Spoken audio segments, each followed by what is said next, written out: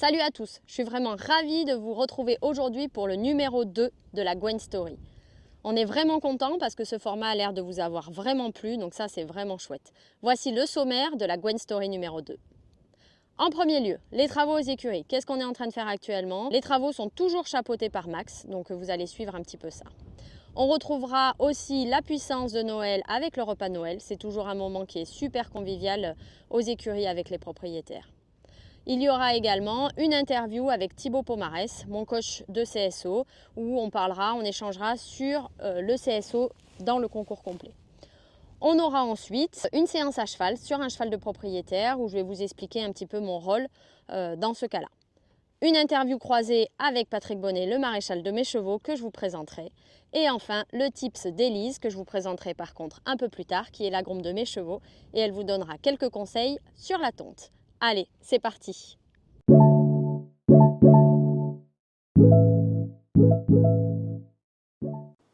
Bon Max, qu'est-ce qu'on fait aujourd'hui? Aujourd'hui, c'est terrassement. Là, on est à ce qu'on appelle le pré des vieux. En réalité, il n'y a pas que des vieux chevaux, mais on a toujours un peu appelé comme ça. On est sur un terrain qui est annexe aux écuries, qu'on a loué pendant des années, au moins une dizaine d'années, on l'a loué. On a enfin réussi à l'acheter. Et du coup, c'est l'occasion de faire quelques aménagements. Là, on est au fond d'une cuvette, ça récupère beaucoup d'humidité. Donc, on a terrassé un chemin qu'on est en train de finaliser aujourd'hui. Avant ça, j'avais déjà installé les abreuvoirs automatiques pour qu'ils aient de l'eau au niveau des abris. On va stabiliser les entrées d'abris, voilà, tout pour que les chevaux soient bien, pour qu'ils soient au propre. Et puis voilà, ça continue, ça avance un petit peu. C'est des bonnes journées parce que c'est concret au moins, tu vois. Le soir, quand tu te couches, tu sais que ça a avancé un petit peu. Carrément, ouais. Ben écoute, j'ai l'impression que tu as pas mal de travail, du coup je te laisse bosser. Ça marche, à toutes. À toutes.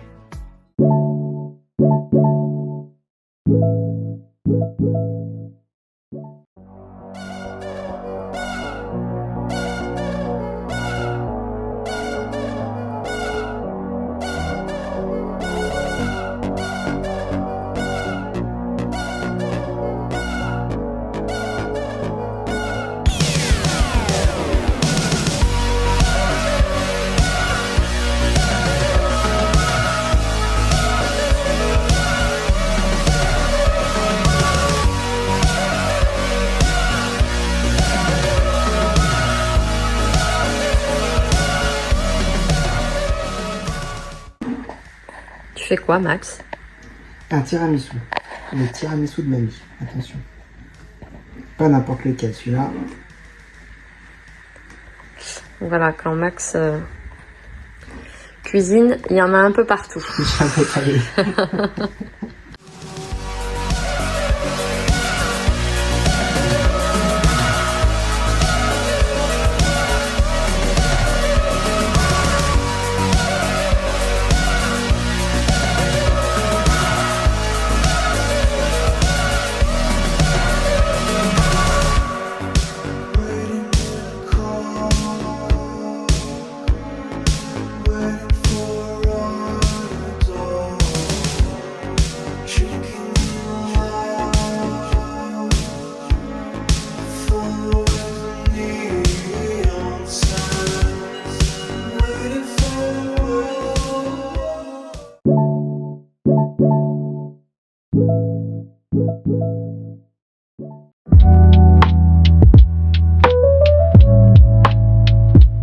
Voilà, moi je m'appelle Thibaut Pomarès, je suis cavalier professionnel de saut d'obstacle. Effectivement, ça fait 3-4 ans maintenant qu'on collabore avec Gwen. Gwen a fait appel à moi pour lui apporter une expertise un peu dans le domaine du saut d'obstacle, puisqu'effectivement le saut d'obstacle prend une part de plus en plus importante dans le concours complet, ça s'affine beaucoup. Et donc voilà, Gwen a fait appel à moi pour l'aider et j'essaye du mieux possible de l'accompagner dans cette discipline. Du coup, voilà, comme l'a dit Thibaut, ça fait plusieurs années qu'on travaille ensemble. Je cherchais vraiment quelqu'un qui puisse m'accompagner, m'apporter de la technique sur les parcours de CSO, vraiment plus me spécifier ou me spécialiser dans le CSO, qui est pour moi une part très importante parce que, comme on dit dans le jargon, on gagne les médailles au dressage et on les perd au CSO. Ça devient une part vraiment très importante, surtout avec le nouveau format des JO à Los Angeles qui sera dressage CSO cross. Donc je pense que même si nos chevaux évoluent depuis pas mal d'années et qu'on a des vrais bons sauteurs, je pense que là ça va être encore plus le cas finalement, puisque ce nouveau format, on n'aura pas la fatigue du cross la veille du CSO, donc ça va être de plus en plus important. Et je trouvais ça très bien d'avoir quelqu'un de spécialisé en CSO pour m'accompagner.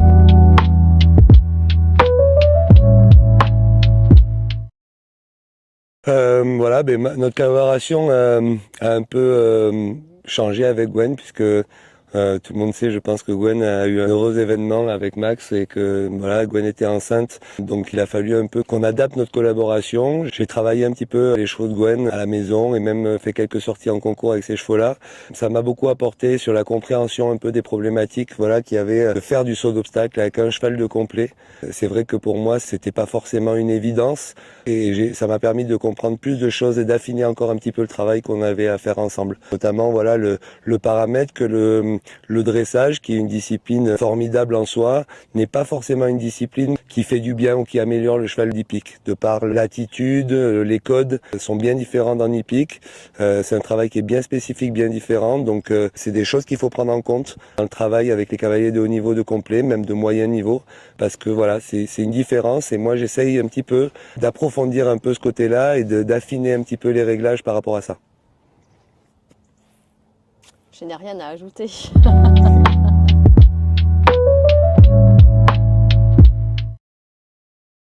Les différences entre les chevaux d'hippique et les chevaux de complet, c'est que effectivement les chevaux de complet ont besoin d'autres aptitudes que les chevaux d'hippique. C'est-à-dire qu'un cheval d'hippique, on lui demande seulement d'être un bon sauteur. Un cheval de complet, on lui demande aussi beaucoup d'autres choses. Maintenant, la qualité à l'obstacle des chevaux de complet a complètement changé. Il y a quelques années encore, on voyait les chevaux à haut niveau, des chevaux de complet qui étaient quand même très inspirés du pur sang, des gros galopeurs, des chevaux qui n'étaient pas forcément des chevaux très réactifs, des chevaux qui n'étaient pas des chevaux vraiment typés hippiques. De plus en plus, les chevaux de complet sont vraiment des chevaux qui tirent vers des chevaux d'hippique. Et en ça, c'est vraiment agréable pour moi parce que voilà, le Gwen et en général, les cavaliers de complet ont maintenant des chevaux qui ont des facultés à bien sauter. Donc c'est vrai qu'en ça, il y a une belle différence.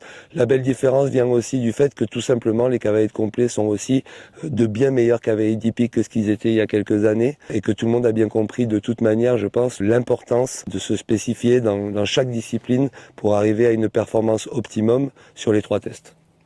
C'est vrai que moi, on m'a toujours dit qu'on voyait si nos chevaux étaient bien dressés ou dressés dans le bon sens, s'ils ne perdaient pas leur qualité de saut. Et c'est vrai que du coup, ça c'est très important de vérifier ça. C'est très important pour moi aussi d'être accompagnée parce que je pense qu'on a toujours besoin d'un œil extérieur, on a toujours besoin d'avoir quelqu'un avec nous. Pas forcément quotidiennement, mais en tout cas qui est un suivi sur les chevaux. Ça nous permet de se rendre compte aussi si on fait des erreurs ou des fois on s'enferme dans notre travail. Et je trouve que c'est la même chose en termes de coaching. C'est pour ça aussi que je fais intervenir Thibaut auprès de mes élèves parce que je trouve que c'est toujours bien d'avoir un autre œil, de voir si justement on est peut-être passé à côté d'autres choses ou on s'enferme peut-être dans un travail. Pour moi, de toujours continuer à se former est ultra important, que ce soit pour moi en tant que cavalière de haut niveau, mais aussi moi en tant que coach. Voilà, et j'espère qu'on va continuer ça pendant quelques années encore.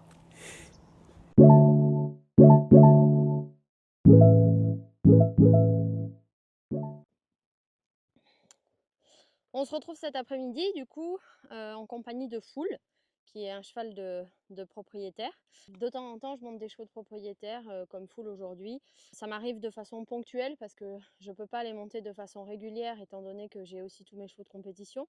Quand je les monte comme ça, c'est pour faire un bilan, un état des lieux, pour résoudre des problèmes quand il y a besoin. Je suis toujours là si problème à résoudre. Du coup, ben voilà, aujourd'hui, c'est la première fois que je monte Foul.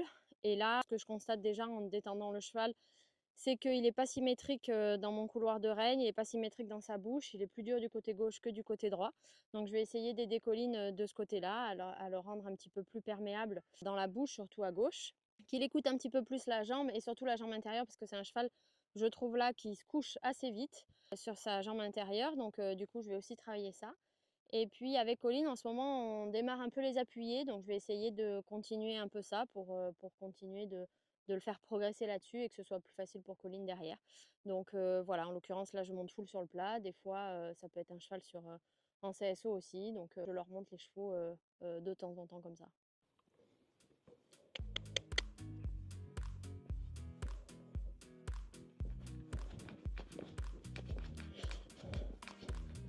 Du coup, là, voilà, dans mon travail, déjà, je vais essayer de le rendre identique dans le contact, à gauche, à droite. Des fois, c'est pas une fois qu'on résout le problème, ou des fois même les chevaux restent différents d'un côté et de l'autre.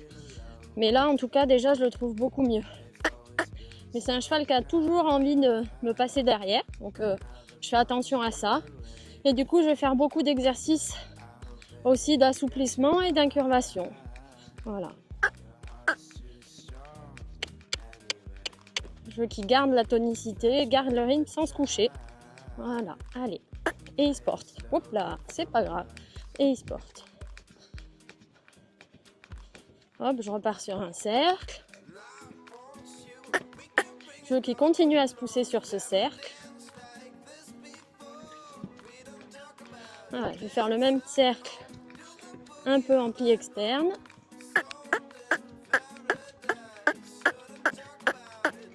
Et je vais en profiter après pour changer de main. Hop, je le repasse, attention, là il se couche sur mon épaule, sur son épaule gauche.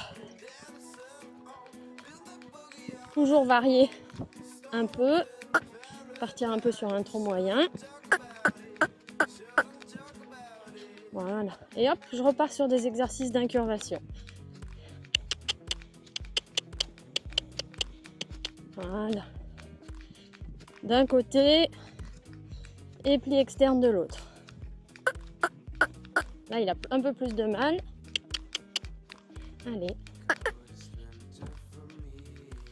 Voilà. Super. Et hop, quand j'ai quelque chose de bien, on fait une petite pause.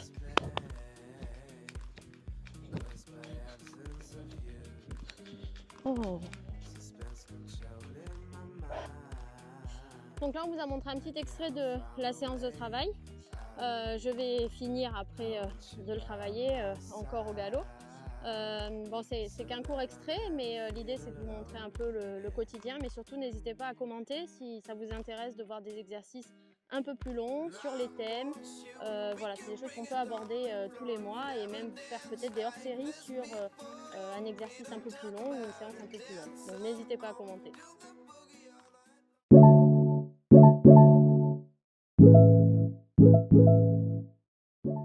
Un des objectifs de la Gwen Story, c'est de vous présenter toutes les personnes avec qui je travaille, toutes les personnes qui nous entourent, mes chevaux et moi. Et aujourd'hui, j'ai envie de vous présenter une personne avec qui je travaille depuis plus de 20 ans, qui est vraiment un des piliers dans mon équipe. J'ai envie de vous présenter, peut-être vous l'aurez entendu avec le bruit, le maréchal de mes chevaux, Patrick Bonnet. Coucou les gars. Bonjour. Ça va Chonchon? Ça va et toi? Ouais, ça va, impeccable. Donc voilà Patrick Bonnet, qu'on surnomme Chonchon, et son associé Romain, mais qui est un petit peu occupé. Donc Romain, ils travaillent ensemble. Et Patrick, du coup, ça fait vraiment pas mal d'années qu'on travaille ensemble maintenant. Donc là, il y a Romantique, et du coup, pour citer quelques petites anecdotes, parce que ça fait à peu près une vingtaine d'années qu'on travaille ensemble, on a démarré, tu venais ferrer les chevaux chez mes parents. C'est il y a du coup quand même vraiment pas mal de temps. Pour raconter une petite anecdote, du coup, quand on remonte il y a 20 ans, j'avais 16-17 ans. Je me rappelle encore une fois où tu m'avais dit, voilà Patrick, le maréchal, mon maréchal. Et tu m'avais repris en me disant, je suis le maréchal de tes chevaux. Ah bah à partir de là, ça m'avait mis dans le pli. Hein. C'était cadré. Voilà, c'était cadré, mais bon, depuis, a priori, on a quand même noué une belle relation depuis tant d'années. Et pour moi, c'est très important, comme le dicton dit, pas de pied, pas de cheval. Ben forcément, d'avoir un bon maréchal et un bon cheval aussi, c'est quand même très très important. Du coup, si tu peux, qu'est-ce que tu as une anecdote, toi, par exemple, avec Romantique qui est en train de dormir à la tâche, là? Oui, Romantique, à la ferrure, c'est un cheval qui a toujours dormi. Il fait des très très longues siestes, il pèse très très lourd. Il s'appuie, en fait, il bouge pas. Il reste comme on le pose. On n'a qu'à le regarder. Il a les yeux, il ferme à moitié les yeux, il dort tout le temps. Il a passé sa vie à dormir, il faut le porter. Sauf sur le cross, ouais, ou sur le cross, je l'ai vu galoper, il va très vite. Voilà. Autrement, des petites anecdotes après, non, on a eu quelques soucis, je dirais mécaniques avec ce cheval, mais après qu'on a très bien réglé et il a pu faire une carrière et surtout gagner le 5 étoiles de Pau qui a été vraiment une très belle chose. Une très belle histoire avec ce cheval. Et si, pour rentrer un peu plus dans des choses un peu spécifiques, toi qui du coup as l'habitude de ferrer pas mal de chevaux de complet, des chevaux aussi d'autres disciplines, est-ce que tu remarques des choses qui sont différentes d'un cheval de CCE? Tu fais aussi pas mal de chevaux d'endurance, si je me trompe pas, des chevaux de CSO, enfin tu as quand même un large éventail dans ta clientèle. Et est-ce que tu as des spécificités aux chevaux de complet ou pas? Non, les spécificités, essayer un maximum que les chevaux se déferrent sur le cross. Donc il faut limiter un petit peu la garniture, tout le fer qui dépasse du pied pour permettre au pied de bouger dessus. Après, amortir, essayer de trouver le plus de confort possible parce que les terrains de cross sont pas toujours très confortables. Ferrer plutôt léger que lourd. Un petit peu comme dans toutes les disciplines. Un cheval qui soit de CCE, de concours complet, ou un cheval d'hippique ou un cheval d'endurance, on ne peut pas lui mettre des fers trop lourds sous les pieds parce que ça génère quand même énormément d'inertie. Sur la longueur de l'effort, peut créer des distensions ligamentaires et tendineuses, et le poids est quand même une nuisance comme pour un athlète humain. Le poids sur un coureur de fond, on ne va pas y mettre des chaussures trop lourdes. Après, au niveau de la ferrure, elles sont pratiquement similaires, autant dans la gestion des leviers que dans l'emploi de matériaux, que ce soit des plaques, des fers en alu ou des fers en acier. On cherche toujours la légèreté pour un meilleur confort. Et surtout, il faut trouver le fer idéal pour qu'il puisse faire la distance, le temps en fait de ferrure, qui est à peu près de 5-6 semaines entre deux ferrures, quoi. Il faut pas que... Et oui, c'est vrai que moi, là, globalement, les chevaux sont ferrés toutes les 6 semaines.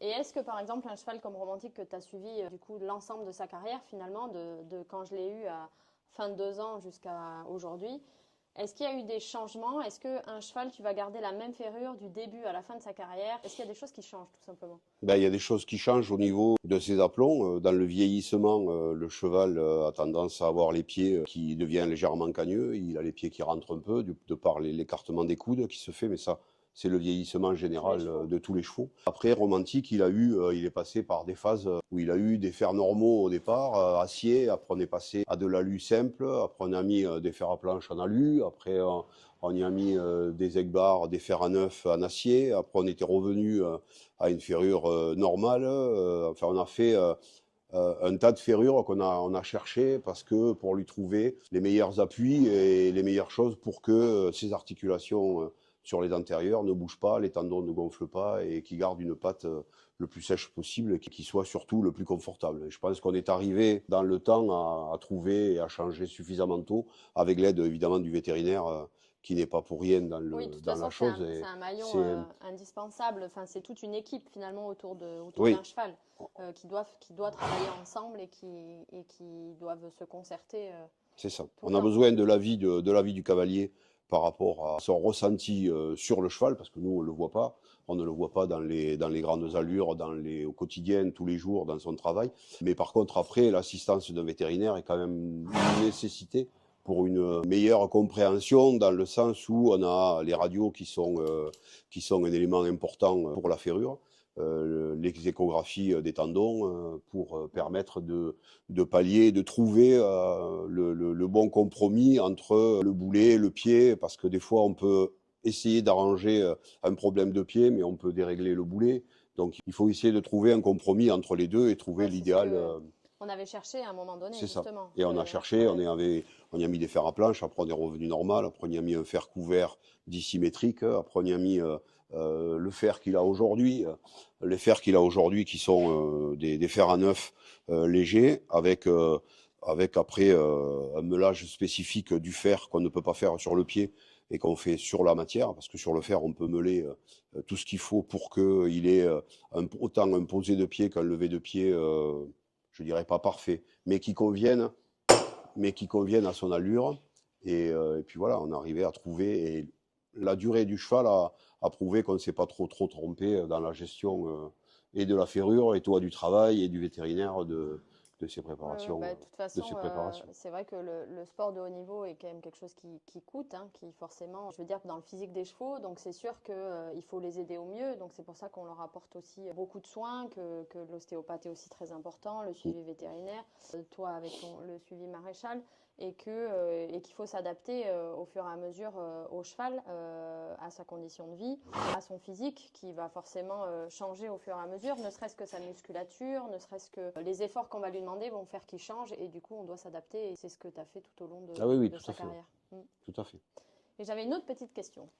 D'après toi, est-ce qu'un cheval qui n'a pas des aplombs parfaits, que ce soit Cagneux, Pana, est-ce qu'il peut quand même aller faire du haut niveau? Alors j'ai déjà ma réponse parce que ma première jument que tu ferais déjà, donc l'Eria du Terre, était très très cagneuse. Et du coup, qu'est-ce que tu peux nous dire là-dessus? Tout à fait. Les aplombs, c'est sûr, ne vont pas arranger forcément la locomotion du cheval et dans le vieillissement, mais si c'est bien géré au niveau de la maréchalerie et au niveau des soins vétérinaires, il n'y a aucun problème pour un cheval qui soit cagneux ou panard pour faire du très haut niveau. Il n'y a qu'à aller voir sur les paddocks les concours de haut niveau, regarder autant les chevaux de CSO que des chevaux de complet, sur des courses d'endurance, quand vous arrivez au VET, si on regarde les chevaux, il n'y a pas un cheval qui est parfaitement droit et ils ont tous des aplombs plus ou moins tordus. Voilà. Après, c'est juste la gestion du propriétaire, du cavalier, avec le maréchal et le vétérinaire, qui fait qu'on peut faire carrière avec un cheval comme la carrière peut s'arrêter très vite, quoi, si on ne gère pas comme il faut. On l'a vu, l'Eria, on l'a réussi à très bien la gérer tout au long de sa carrière et pourtant elle était très très cagneuse. Oui. Voilà. Elle n'avait pas des pieds en très très bon état. Mais écoute, merci beaucoup pour toutes ces réponses. Et comme vous avez pu le comprendre, pour moi, c'est vraiment essentiel d'avoir une relation de confiance parce que moi, je ne m'y connais pas vraiment en maréchalerie ni en pied, mais par contre, il faut vraiment qu'on puisse faire confiance en la personne de telle façon à ce qu'on soit sûr quand on part sur ces épreuves-là, dans l'entraînement des chevaux. Et j'attache vraiment une grande importance à cette relation de confiance, à la fidélité qu'on a au fur et à mesure des années. Et il faut arriver à s'entourer de bonnes personnes et j'ai eu beaucoup de chance de trouver la bonne personne il y a 20 ans et c'est pour ça qu'on travaille toujours aujourd'hui ensemble et pour, je l'espère, quelques années encore supplémentaires. On s'est trouvés par hasard. Oui, par hasard, grâce au docteur Bob et au docteur de Mézières, cela dit. Et que je sois à la clinique ce jour-là. Oui, tout à fait. Parce que j'avais eu un souci avec un précédent maréchal d'ailleurs. Ça a été un concours de circonstances. Tu es arrivé à la clinique avec tes 2 chevaux. Non, c'est pas cette fois que tu as arraché le poteau du portail de l'entrée de la clinique. Ça, c'est bon, on ne pas là-dessus. Mais en fait, moi, j'étais en train de faire un cheval à la clinique et il est venu me voir avec toi derrière et Bruno qui est arrivé derrière pour me demander de ferrer l'Eria et Hôtesse, c'était surtout. Ouais. Moi, j'étais un peu comme ci, comme ça quand même, parce que voilà, on ne se connaissait pas et finalement, je l'ai fait. Et vous m'avez amené pendant quelques temps les chevaux à la clinique pour ferrer, parce qu'il n'y en avait que 2 et que je ne voulais pas venir ici parce que je trouvais ça beaucoup trop loin.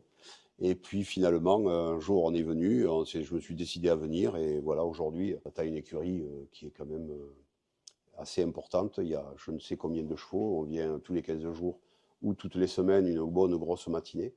Et puis on a lié un peu plus amitié et puis voilà, quoi. Et une vraie confiance, et ça, pour moi, c'est primordial. Voilà. Merci encore, Chanchon. Merci à toi surtout, et à la prochaine. Avec 2 nouveaux chevaux. 2 nouveaux chevaux, c'est sûr. Romantique j'espère. Maintenant, on n'a qu'une petite ferrure pour aller dans son pré, pour histoire qu'il garde. À la retraite, on peut constater que c'est toujours pas réveillé. Voilà. Et voilà. Bon, je vous laisse travailler maintenant. Merci beaucoup, Gwen. Avec plaisir.